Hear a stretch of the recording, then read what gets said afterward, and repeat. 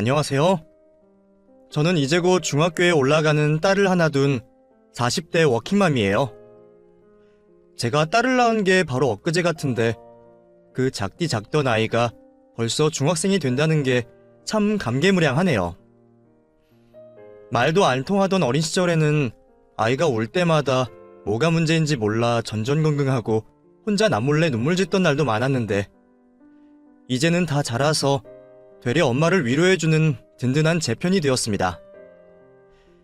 귀여웠던 어린 시절이 너무 빨리 지나가 버린 건 아닌가 싶어 가끔은 그 시절이 그립기도 하지만 제가 혼자 독박 육아를 하며 그 고생을 했던 걸 생각하면 다시 돌아가고 싶지는 않네요. 남편이라는 인간이 든든한 제 편이 되어주고 자식에게 좋은 부모가 되어주었더라면 제가 고민은 안 했을 텐데 저희 남편은 아이가 자라는 동안 아이 문제나 집안일에 정말 요만큼도 관심이 없었거든요. 내가 좋아서 한 결혼이니 누구 탓을 할 수는 없지만 확실한 건 제가 남편에게 완전히 속았다는 겁니다. 연애할 때만 해도 남편이 이렇게 될 줄은 전혀 몰랐거든요. 남편과 저는 20대 젊은 시절 대학 동기로 만나서 결혼까지 성공한 케이스였어요. 동갑 나이에 똑같은 학벌까지 서로 누가 더 잘하고 못나고 한 게 없이 엇비슷하게 결혼을 하게 되었죠. 남편이나 저는 서로 한쪽 부모님이 안 계신 편부모 가정이라 형편이나 상황이 비슷했어요. 저는 엄마가 사춘기 무렵 병으로 일찍 돌아가셨고 남편은 부모님이 이혼을 하셔서 홀어머니와 단둘이 살고 있었거든요. 혼자 자식 기르며 사시던 분들이라 형편이나 상황이 비슷하기도 하고 아무래도 각자 혼자 계신 부모님 노후 걱정도 되다 보니 저희는 서로 맞벌이를 하며 저희 힘으로 결혼을 하고 싶었어요. 그런 면에서는 대학 시절부터 남편과 제 생각이 많이 비슷했습니다. 그래서 취업도 일찍 하게 되었고 힘들어도 요령 피우는 법 없이 회사 생활을 해왔죠. 요즘에는 젊은 사람들이 자기 힘으로 집 산다는 걸 생각도 못하는 시절이라 하지만 그 당시만 해도 대출 많이 끌어 조금 무리하면 적당한 집을 살 수는 있던 시절이라 저희도 평생 걸려 갚을 생각을 하며 아파트를 매매해서 결혼 준비를 했었어요. 효자인 남편은 홀어머니 고생시킬 수 없다며 집안 도움 안 받겠다고 작정을 했던 사람이었고 그래서 양가 집안에 손 하나 안 벌리려 하다 보니 그 돈은 전부 대출이었어요. 그래서 집안에서 화장실 정도 빼고는 전부 은행 거였지만 그렇게 내 집 마련해서 시작한 결혼 생활은 무척 설레이고 행복한 일이었어요. 저는 우리 힘으로 마련한 집에서 안정적인 출발을 하며 남편과 함께 행복한 가정을 꾸리고 싶었죠. 연애를 할 때만 해도 남편과 저는 잘 맞는 편이었기에 결혼해서도 저는 큰 걱정이 없을 줄만 알았습니다. 연애할 때는 남편이 늘 제게 맞춰주었었고 제 말이라면 죽는 신용도 하던 남자였거든요. 동기로 오랫동안 연애를 하면서 봤던 모습이 있었기 때문에 결혼하면 남자들이 변한다는 말도 제 남편은 예외일 거라 생각했습니다.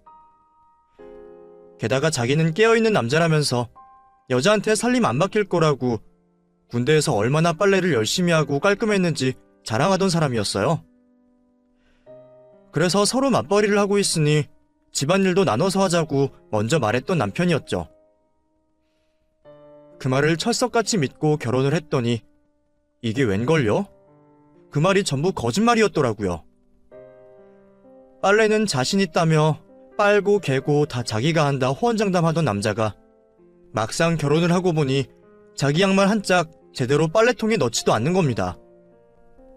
퇴근하고 돌아와서는 옷은 벗어던져 놓고 몸만 쏙 들어가서 씻고 나오고 제가 잔소리를 하는데도 끝까지 바닥에 널브러진 옷을 치우지를 않더라고요. 그러면 결국 잔소리하다 지친 제가 하는 수밖에 없었죠. 연애 시절에는 혼자 자취하면서 설거지도 잘하고 요리도 곧잘 해먹었다 그러더니 결혼하고서는 일절 부엌 출입을 할 생각이 없어 보이더라고요. 나는 우리 엄마가 귀하게 키웠잖아. 하나뿐인 아들이라고 주방에 들어오지도 못하게 했었어. 그래서 나는 요리 못해. 그게 무슨 말이야? 대학 다니면서 자취할 때는 혼자 요리도 해먹고 설거지도 잘한다 그랬잖아. 그거랑 이거랑 같아? 그건 나 혼자 있으니까 어쩔 수 없이 해야 했던 거고, 이제는 결혼해서 와이프가 있는데 내가 주방 드나들 일 없지. 당신은 여자잖아. 당신이 좀 알아서 해. 결혼할 때 했던 말들은 전부 저를 꼬시려고 했던 말인 건지, 결혼 생활을 시작하고서 바뀌어버린 남편의 모습에 저는 혼란스러울 수밖에 없었습니다. 나랑 동갑에 똑같은 대학 나와서 사회생활 하는 것도 같은데 왜 자기 혼자만 아무것도 못하는 어린애처럼 구는 건지 이해가 되지 않더라고요. 대학 다닐 때는 세상이 바뀌었다며 가부장적이고 집에서 손가락 까딱 안 하는 남자들 비난하고, 그런 아버지 때문에 어머니 혼자 고생하셨던 이야기하며 울분을 터뜨리던 남자가 정작 저와 결혼을 하고서는 자기가 욕하던 그런 남자가 되어버린 거였죠. 믿었던 남편의 이중적인 모습에 속았다 싶어 당황스러웠지만 시간이 지나니 정작 그런 건 문제도 되지 않았어요. 그것보다 더 저를 당황하게 만든 일이 있었거든요. 저와 남편이 대출을 잔뜩 껴서 집을 마련했던 만큼 저희는 결혼하고도 여유가 없는 편이었습니다. 맞벌이로 둘이 벌어서 월급 절반 이상을 대출과 원금을 넣다 보니 결혼하고 한동안은 기념일에 외식 한번 할 여력이 없더라고요. 그런 상황을 당연히 걱정할 수밖에 없었던 저는 남편과 결혼 전부터 아이는 늦게 가지기로 상의를 끝냈었습니다. 아이를 위해서라도 여유가 좀 있고 상황이 나아졌을 때 임신을 계획하자 싶었거든요. 그래봤자 결혼하고 3, 4년 정도 기다릴 생각이었으니까 20대 후반에 결혼한 저희에게는 그렇게 큰 문제가 될 거라 생각하지도 않았습니다. 그런 걱정 때문에 아예 결혼을 늦게 할 생각도 있었지만 당시 남편의 이사 문제와 대출 규제 완화로 결혼을 좀 서둘렀던 것뿐이었죠. 그래서 돈을 어느 정도 모으기 전까지는 아이를 갖지 말자고 결혼 전에 이미 남편과 얘기를 나눴던 저였어요. 맞벌이 하면서 빚 갚기도 바쁜 와중에 임신을 해서 일을 쉴 수도 없었고 저도 한참 커리어를 쌓아가던 시기였기에 일찍 임신을 해서 저한테 좋은 게 없었거든요. 저도 저 하나 좋자고 그런 결정을 했던 건 아니었지만 결국 임신하고 출산하는 건 여자인 저인데 남편이 일하는 동안 저 혼자 뒤처지고 싶지도 않았어요. 남편은 당연히 저 좋은 대로 하자며 찬성을 했었고 저는 남편이 알아서 시어머니에게 설명을 했을 거라 생각했습니다. 그런 문제는 부부관계를 위해서라도 각자 부모님께 알리기로 했었기에 저는 진작부터 아버지한테 얘기를 끝낸 상황이었으니까요. 그런데 자기가 알아서 설명드리고 시어머니를 잘 이해시키겠다고 했던 남편이 갑자기 시어머니 앞에서 꿀먹은 벙어리가 되어버리는 거예요. 너 요즘도 회사 일로 바쁘다고 그러냐? 우리 진수 밥은 제대로 챙겨주고 있어? 설마 요즘도 아침마다 빵 쪼가리 먹이는 건 아니지? 아니, 그것보다 너는 일 언제까지 할 생각이냐? 결혼까지 했는데 계속 일 다닐 생각이냐? 네? 결혼했어도 일은 계속 해야죠. 너 그렇게 해가지고 나한테 임신 소식은 언제 들려주려고 그러냐? 일한다는 핑계로 가정에 소홀하고 애 낳을 생각도 없으면 곤란하지. 네가 뭐 얼마나 대단한 일을 하는지 모르겠지만 여자는 그냥 좋은 남편 만나서 자식 낳고 가정 꾸리면 그만이야. 이제는 자식을 보고 남편 내조를 할 생각을 해야지. 시어머니가 옛날 분이시라 그런 사고방식을 가지고 계신 건 예상했었지만 설마 일을 그만두라고 하실 줄은 몰랐습니다. 안 그래도 결혼하고서 남편이 회사 일로 힘들어하는 것 같다며 돈 버느라 고생하는 아들 걱정으로 매일 저한테 한탄을 하시길래 당신 아들 외벌이한다 그러면 기함하시고 계속 일을 다니라고 하실 줄 알았거든요. 저희들이 집 구매하려고 대출 잔뜩 받은 것도 알고 남편 외벌이로 절대 해결 안 되는 것도 알고 계실 테니 더더욱 제가 일을 하기를 바라실 거라 생각했어요. 그래서 아이 관련해서도 당연히 기다려주실 줄 알았더니 아니더라고요. 당장 돈 문제도 있는데 일을 그만두고 아이를 가지라고 하시니 저는 당황스러울 수밖에 없었어요. 정말 귀한 아들 혼자 고생길에 떠밀고서라도 손주를 보고 싶으신 건지, 아니면 저희 상황을 이해 못하시는 건지 시어머니의 말을 이해할 수 없었죠. 저도 이제 막 결혼해서 시집온 며느리이다 보니 시어머니 앞에서 싫은 소리를 하고 싶지는 않았지만, 옆에서 남편더러 말 좀 해보라고 눈치를 주면서 빤히 쳐다보는데도 제 눈을 피하며 벙어리처럼 있는 남편을 보자니 결국 아쉬운 제가 얘기를 직접 하는 수밖에 없겠다 싶었어요. 어머니, 저번에도 이이가 말씀드렸겠지만 저희 당장 아이 갖는 건 무리예요. 제가 일을 그만두는 것도 안 되고요. 안 되긴 왜 안 돼? 너 지금 내 말에 토달겠다 이거냐? 그게 아니고 상황이 그렇다고 말씀드렸었잖아요. 지금 집에 대출금만 잔뜩이고 매달 갚아야 하는 돈에 고정지출만 몇백이에요. 근데 당장 제가 일 그만두고 아이 낳고 집에 있으면 그 돈 남편 혼자 갚아야 하는데 절대 불가능하죠. 빚만 갚고 살 수도 없고 먹고 살 생활비도 있어야 하는데요. 더더욱 애 키우려면 돈이 있어야 하는데 지금 여윳돈 한 푼도 없는데 어떻게 애를 낳겠어요. 옛날에는 뭐 여유가 있어서 애를 낳았냐? 자식이란 그냥 낳아 기르다 보면 어떻게든 다 되는 거야. 그렇게 따지면 출산도 다 때가 있는 건데 그때를 놓쳐서 어떻게 하겠다고 그래? 대출이야 천천히 갚겠다고 사정 좀 하면 되는 거 아니냐?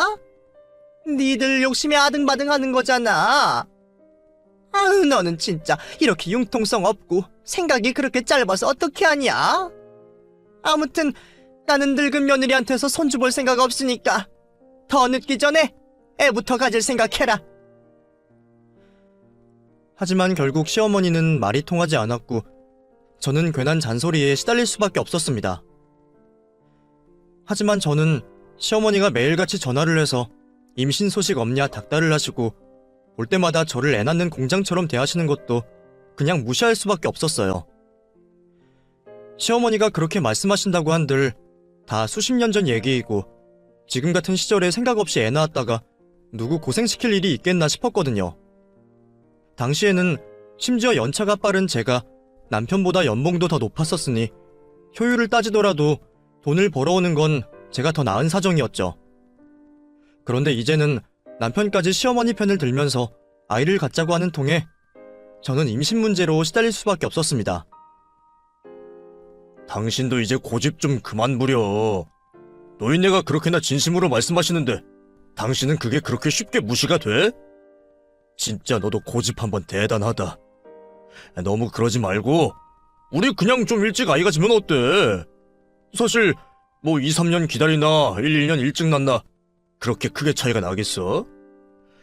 어차피 대출은 평생 갚아야 하는 거고 우리 어머니 말씀처럼 돈 없다고 애 못 키우는 것도 아니잖아. 그리고 우리가 진짜 돈 한 푼이 없냐? 집 있고 먹고 살기만 하면 되지.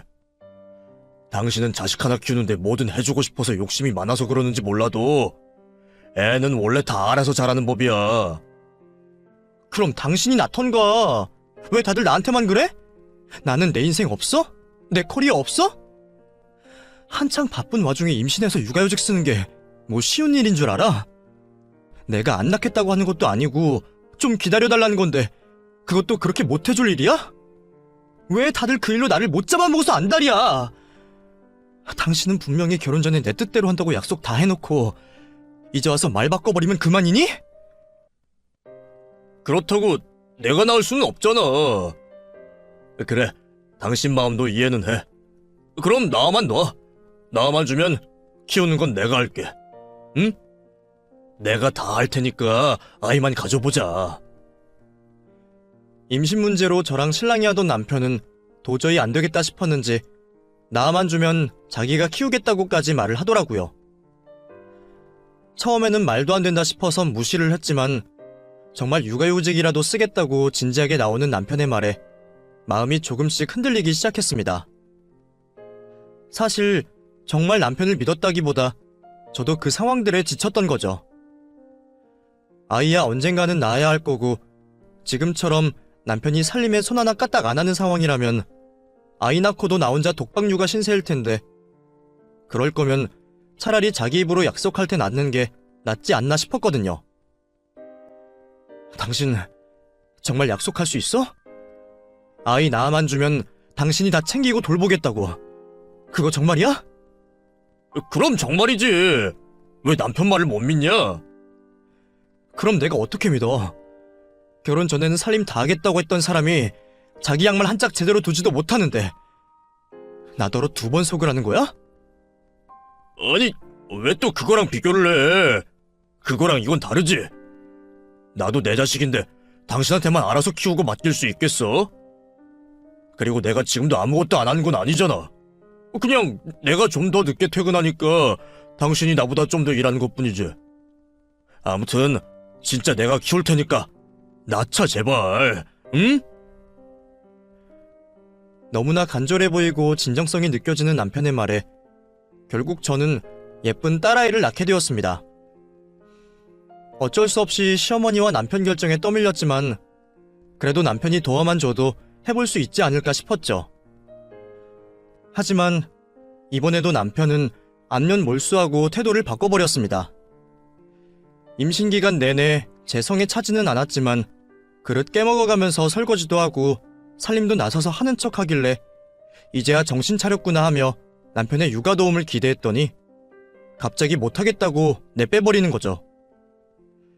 애초에 남편이 제게 큰 도움이 될 거라 생각도 안 했지만 어느 정도는 바랬는데 실망스럽게도 그마저도 못하는 남편이었네요. 옛말에 핑계 없는 무덤 없다더니 저희 남편도 염치는 없이 핑계는 참 다양했죠. 제가 먼저 육아휴직을 하기로 했으니 그때까지는 회사 일에 전념하고 싶다며 제가 집에 있는 동안 몸조리도 못한 저를 도와줄 생각도 없더니 자기는 누워있는 애 구경이나 하고 애 기저귀 한번 갈 줄을 모르더라고요. 아직 애가 너무 어려서 만지기도 무섭다. 자기는 마음의 준비가 안 됐다면서 말이에요. 그래도 제가 육아휴직 끝나면 자기가 바톤 터치해서 육아휴직 쓰겠다고 하더니 막상 제가 1년 휴직을 끝내고 복직할 준비를 하자 태연스럽게 회사 핑계를 대며 변명을 하는 겁니다. 이번에 회사 사정이 안 좋다 보니 육아휴직 내기가 눈치가 보여서 말이야. 지금 여직원들도 다들 눈치만 보고 이래저래 상황이 안 좋아. 나도 팀장님한테 말 꺼냈다가 욕만 먹었어.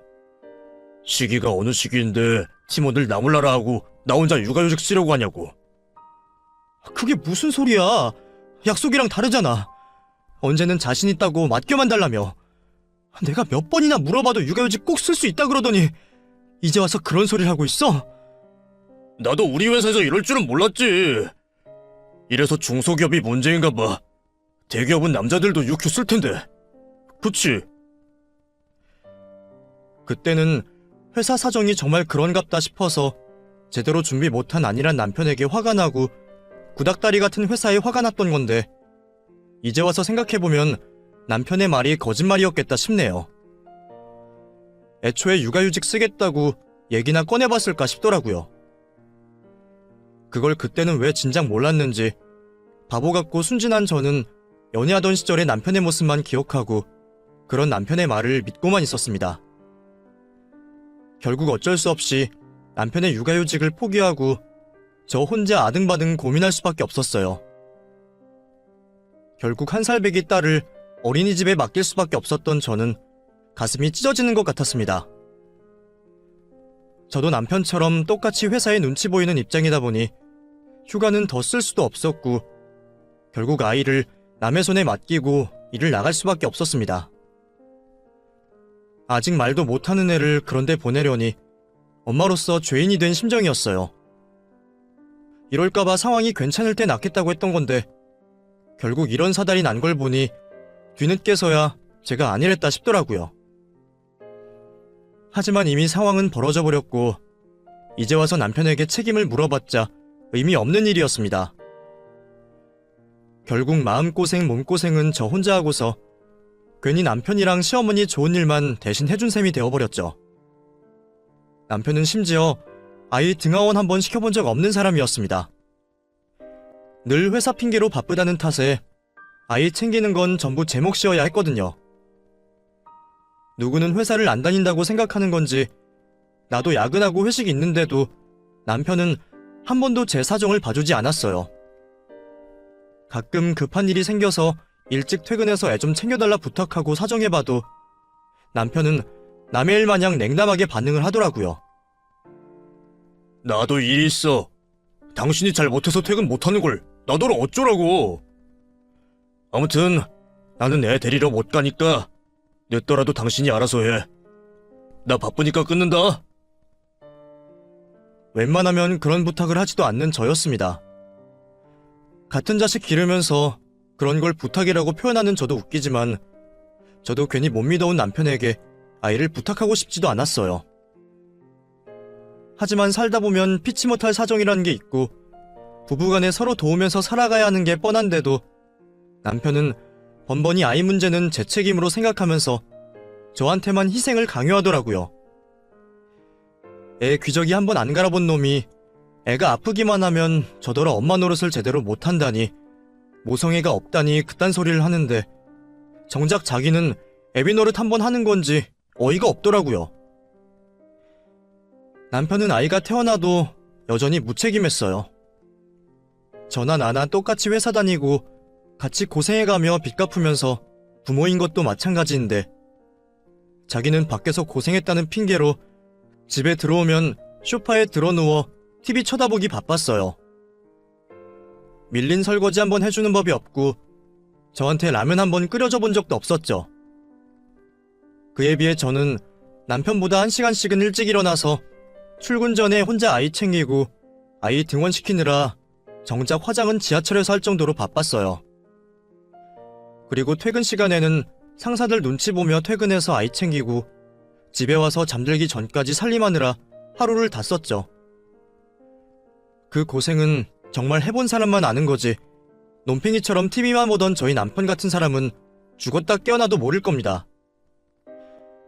그럴 때마다 제가 얼마나 억울했는지 몰라요. 내가 대체 어쩌다가 이런 고생을 하고 있는 건지, 언제까지 혼자 이 고생을 해야 하는 건지 제 인생이 깜깜하게 느껴지더라고요. 하지만 그렇다고 해서 제가 딸을 낳은 것을 후회했다는 건 아니었습니다. 남편 같은 놈이랑은 왜 결혼했을지 매일 저를 자책하며 하루에도 수십 번씩 후회를 했지만 등 떠밀려 가진 아이였어도 아이를 낳은 일만큼은 전혀 후회하지 않았어요. 오히려 제 욕심에 아이를 포기했더라면 그런 행복도 모르고 어떻게 됐을지 이제는 아이 없는 제 인생이 끔찍한 일이 되었죠. 그런 아이 역시 제 마음을 알아주는지 절 참 많이 따랐습니다. 그에 비해 아빠는 거의 없는 거나 다름없었죠. 저희 애가 어릴 적부터 제대로 안아봐준 적 없던 남편이었으니 아이가 아빠만 보면 울고 자지러져서 나이를 먹을수록 부녀 사이는 점점 더 멀어질 뿐이었어요. 보통은 유아기부터 아빠 엄마와 함께 유대를 가져야 아이들 정서에 좋다는데도 저희 딸은 아빠와 유대를 가질 게 없다 보니 어쩔 수 없이 저한테 더 많이 의지를 했겠죠. 그런 걸 보면 남편이 집안에서 무슨 역할을 하는 건지 우리가 부부이기는 한 건지 싶었어요. 같이 사는데 의미가 없어지며 어느새 남편과 저는 이전의 친근함과 유대감도 없어졌죠. 남편에게 점점 질려가던 저는 이혼까지 고민했었지만 선뜻 이혼을 결심하기는 어려웠습니다. 엄마가 미련해서 그런 아빠를 만들어줘서 아이에게는 늘 미안했지만 그렇다고 아직 다 자라지도 못한 아이에게 제가 아빠를 뺏을 수는 없다고 생각했거든요. 사회적 시선으로도 부모의 역할은 중요했기에 거칠게라도 아이를 위해 남편을 두는 게 나을 거라 생각했습니다. 그래서 저도 남편에게 더 이상 기대도 실망도 없이 아이를 위해 남편과의 결혼 생활을 유지하기로 했습니다. 나중에 황혼 이혼을 하더라도 아이가 자라서 결혼할 때까지만 버티자는 생각으로 말이죠. 그런 제 속을 아는지 모르는지 남편은 여전히 자기 멋대로였습니다. 돈은 자기 혼자 벌어온다고 생각하는 건지 제 일은 번번이 무시하면서 자기 회사 신경 쓰기만 바빴었죠. 누구는 회사에서 노는 줄 아는 건지 아니면 남편 회사에 직원이 자기 혼자밖에 없는 건지 가만히 보다 보면 남편은 회사 일을 혼자 다 하는 것처럼 바쁘게 살더라고요.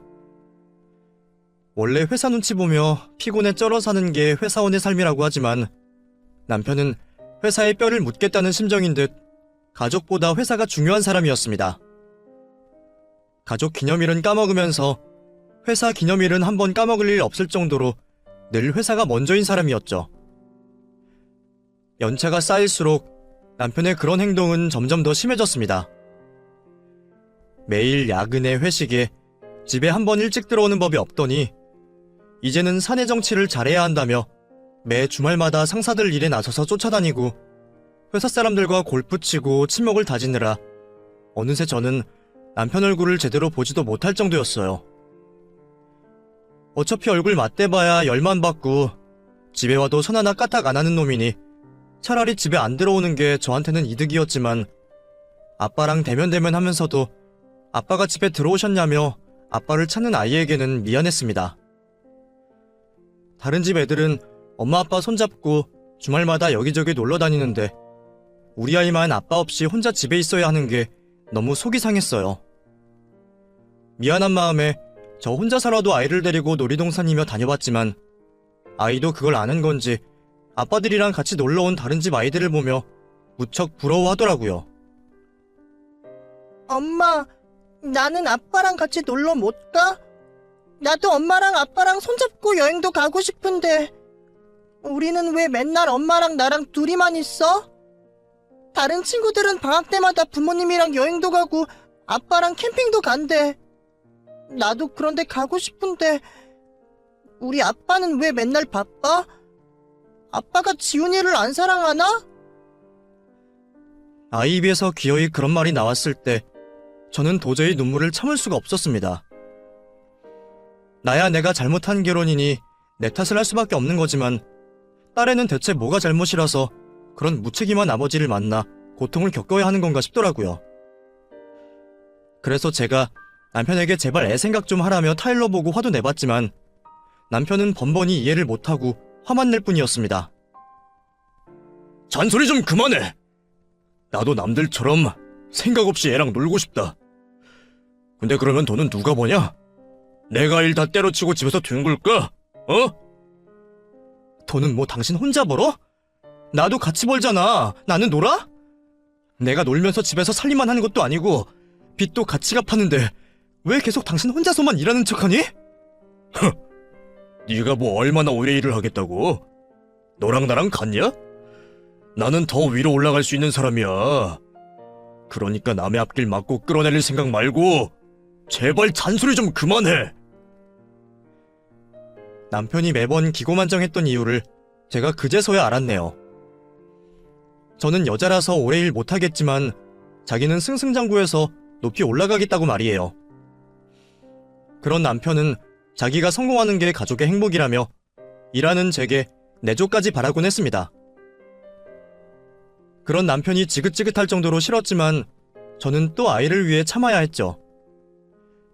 그리고 그 덕분인지 남편은 결국 자기 꿈을 이룰 수 있었어요.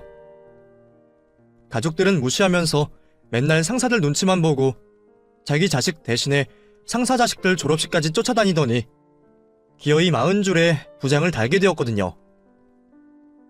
가족의 희생으로 이루어진 진급이라는 생각에 남편 진급 소식이 그리 기쁘지는 않았지만 진급 때문에 저를 들들 볶더니 그나마 일찍 결과를 봐서 다행이라 생각했어요.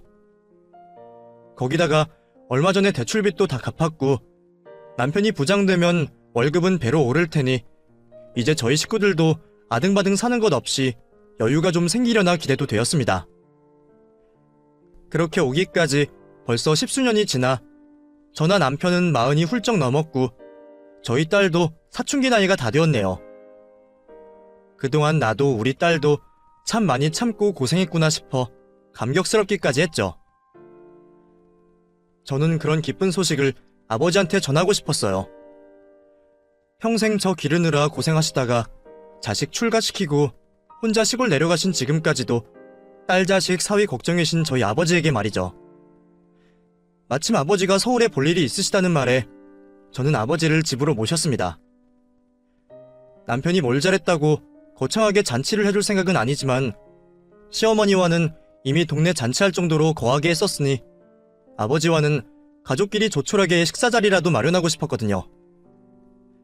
미운 남편이지만 아버지에게는 사위이고 사위도 자식이라니 덕담 정도 해주시라고 말이에요. 그래, 김서방. 이번에 좋은 소식이 있었다고? 정말 축하하네. 그래, 그동안 가장 노릇하느라 얼마나 고생이 많았겠어. 내가 자네 힘든 거 다 이해하지.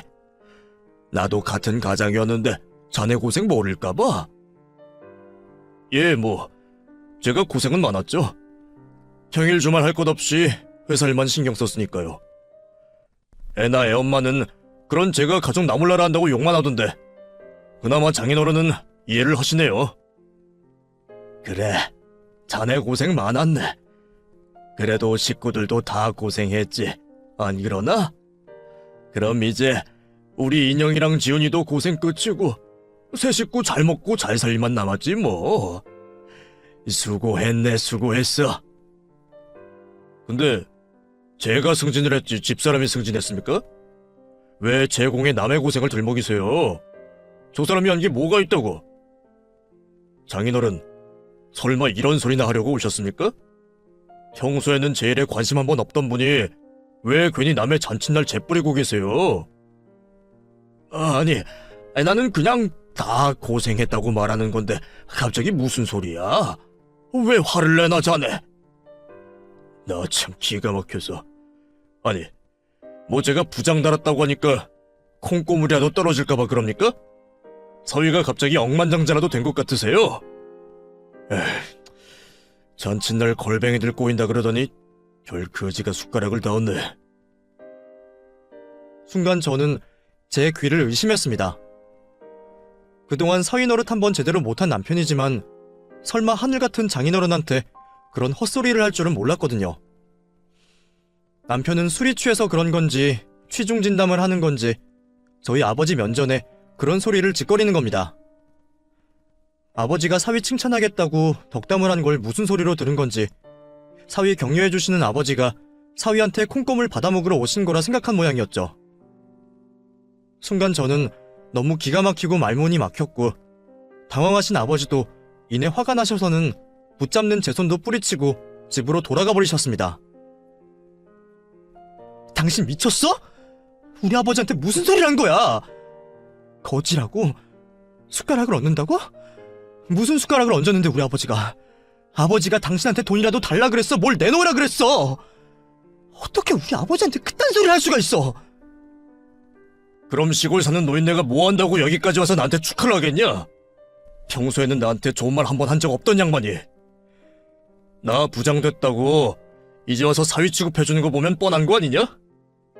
너도 문제야. 짜증나게 어디서 내 노력에 숟가락을 얹어. 내가 잘나서 부장된 거지 그게 왜 네 덕이냐? 차라리 술 취해서 말실수를 한 거라고 했으면 저도 한 번은 참았을 텐데 그 말은 결국 취중진담이었던 건지 남편은 전혀 미안해하는 기색도 없이 끝까지 아나무인으로 성질을 부리고 있었습니다.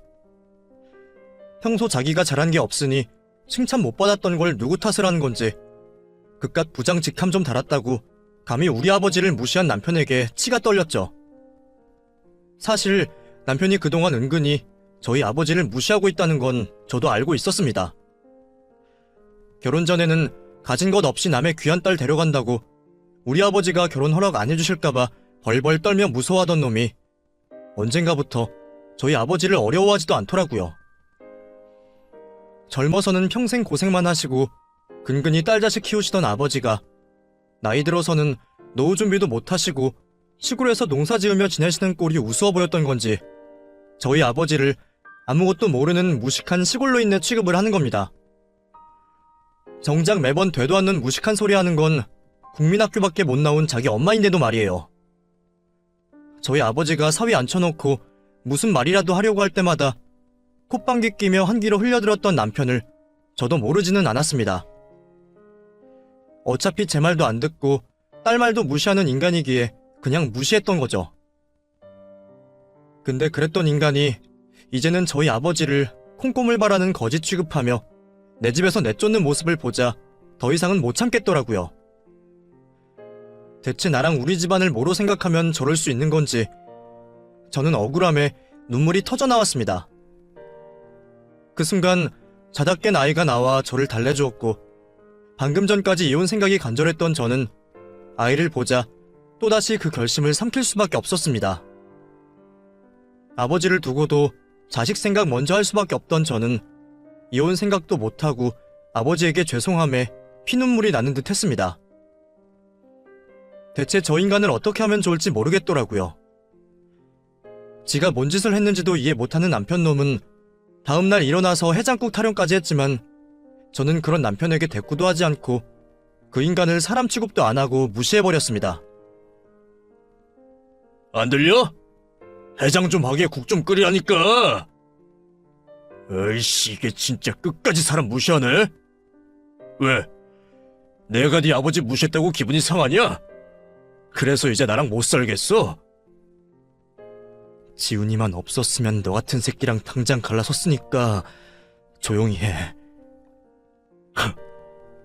그래서 네가 뭐 부장된 나랑 이혼이라도 하려고? 너 어차피 나 없으면 끈 떨어진 년이야. 내가 너랑 살아주는 걸로 고마워해. 그렇게 큰 소리 뻥뻥 치며 출근한 남편 때문에 저는 아침부터 또 눈물을 쏟아야 했어요. 그런데 정말 놀랍게도 그렇게나 당당하고 뻔뻔하던 남편이 그날 저녁 상자 가득 짐을 싸서 집에 들어오는 겁니다. 회사에서 잘렸다고 말이죠. 여보, 나 회사 잘렸어. 뭐? 그게 무슨 헛소리야. 부장 달면 평생 회사 잘릴 걱정도 없다며. 몰라. 잘렸어. 나 이제 어떻게 하지, 여보? 대체 무슨 소리인가 싶어 당황스러웠던 저는 얼마 뒤 아버지에게서 전화 한 통을 받고서야 자초지종을 알 수 있었습니다. 다름 아닌 남편의 해고 이유가 저희 아버지였더라고요. 내가 자르라 그랬다. 그놈 그거 정신머리 나가서 지 장인도 무시하는데 그런 놈 회사에 둬서 좋을 일이 뭐가 있겠어? 그래서 말 좀 했더니 하루 만에 잘려버렸네. 이제 그놈 끈 떨어졌고 그 나이 그 연차에 이직도 어려울 거다. 그러니까 너도 이제 남편 덕 보고 살 생각하지 말고 그놈이랑 연 끊어라. 내가 나 하나 무시당하는 건 참아도 내 딸이랑 내 손녀가 무시당하고 사는 꼴은 못 보겠으니까 그런 놈 참고 살 생각하지 말고 이혼해버려. 내가 어떻게든 내 새끼를 먹여 살릴 테니까. 그게 무슨 말이야, 아빠? 아빠가 저 사람 자른 거라니? 알고 보니 남편이 다니던 회사의 창립자이신 회장님이 저희 아버지의 오랜 친구셨더라고요. 그 회장님은 아버지가 한참 고생하며 일하시던 때에 아버지와 동고동락 하시던 분이셨다고 했습니다. 그 왜 일산 아저씨 있잖아. 옛날에 너한테 용돈도 주시고 했었는데 이 기억 안 나? 일산 아저씨? 그 아저씨가 회장님이셨다고? 저도 어릴 적 몇 번 만나고 저한테 용돈까지 주셨던 아버지 친구가 사실은 회사의 회장님이셨다는 사실이 저는 믿어지지 않았습니다. 아버지한테 자세한 이야기를 들은 적이 없어서 그런 사실은 전혀 몰랐거든요. 근데 아버지는 처음부터 남편이 그 회사에 취직했다는 걸 아시고도 말씀을 안 하셨더라고요. 괜히 그런 친분을 이야기하면 남편이 장인한테 기댈까 걱정도 되셨고 반대로 눈치를 봐서 회사 생활에 어려움을 겪을까 걱정이셨답니다. 저희가 어려움을 겪을 때마다 편한 길을 두고 둘러가게 해서 잘못했나 싶으셨지만 결국 남편이 이른 나이에 부장이 된 걸 보고 대견하고 뿌듯하셨다죠.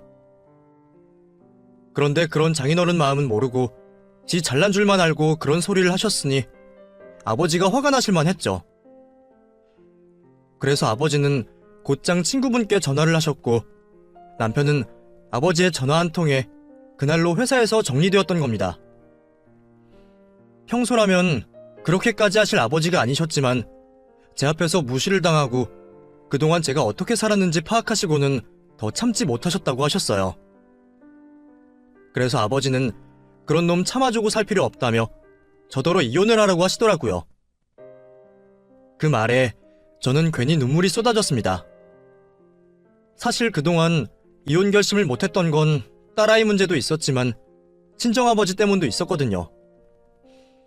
일찍 엄마 잃은 저를 안타까워하시고 평생 저 때문에 고생하셨던 아버지가 제가 시집가는 날 무척 좋아하셨어요. 고생만 시킨 딸이 이제 좋은 남편 만나 행복할 줄 아셨던 거죠. 그런데 제가 사실은 집에서 남편한테 개무시당하고 혼자 독박 육아에 독박 살림하면서 고생하는 걸 아버지가 아신다면 얼마나 속상하고 가슴이 찢어지실지 같은 부모인 저는 너무 잘할 수밖에 없었습니다. 사랑하는 사람들에게 상처를 주고 싶지 않았던 저는 그래서 그냥 나 하나 참으면 다 좋아진다 생각하며 말도 못하고 쓰레기 같은 남편을 두고 봐주고 있었어요. 근데 아버지가 차라리 이혼하라고 말씀을 하시니 죄송하면서도 그 말이 참 감사하게 들리더라고요. 저더러 고생하지 말고 자유를 찾으라는 것 같아서 말이죠. 그렇게 저는 회사에서 잘린 남편과 이혼을 결심하게 되었습니다. 여보, 당신 회사 잘린 거 우리 아버지 때문이라네?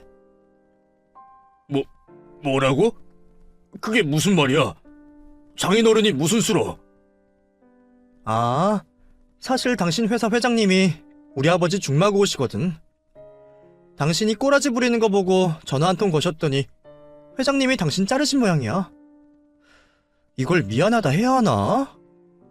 근데 더 미안할 일이 있는데 어떻게 하지? 나 당신이랑 이혼하려고.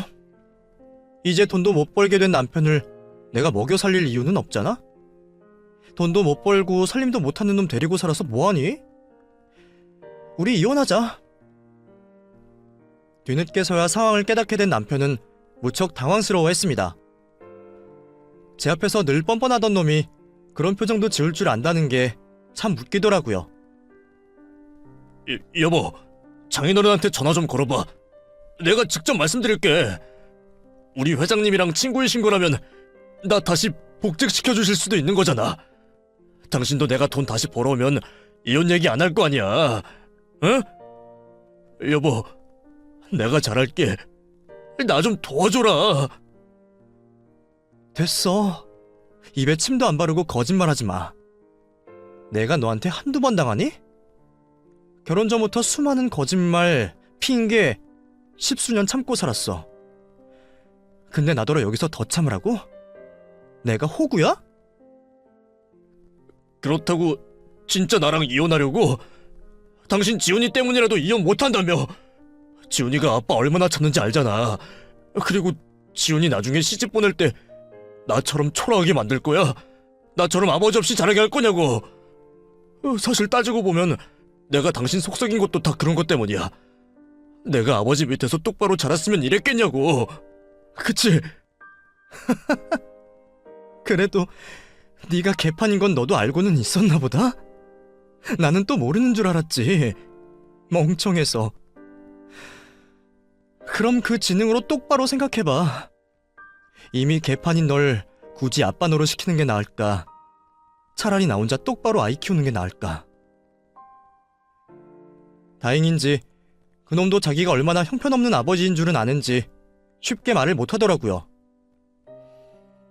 그런 한심한 인간과 더 할 말 없다 싶었던 저는 그 길로 이혼을 준비했습니다. 처음에는 합의를 보고 빨리 이혼을 하고 싶었지만 고집 있는 남편놈이 호락호락 나오지 않는 바람에 큰돈 들여 변호사를 찾을 수밖에 없었어요. 그래도 다행히 그동안 가정에 소홀했던 남편에게 유책 사유가 있었고 덕분에 저는 그런 남편과 무사히 이혼할 수 있었습니다. 아이 양육권은 물론이고 아이 양육비와 재산 분할까지 손해보지 않고 받아내게 되었죠. 남편은 백수의 이혼남이 되려니 그제서야 두려운지 저한테 싹싹 빌며 이혼을 취소해달라 했지만 지난 십수년간 도 닦는 심정으로 살았던 저는 더 이상 참아줄 인내가 없었습니다. 더 이상 저희 딸과 아버지에게 잘못하고 싶지도 않았고요.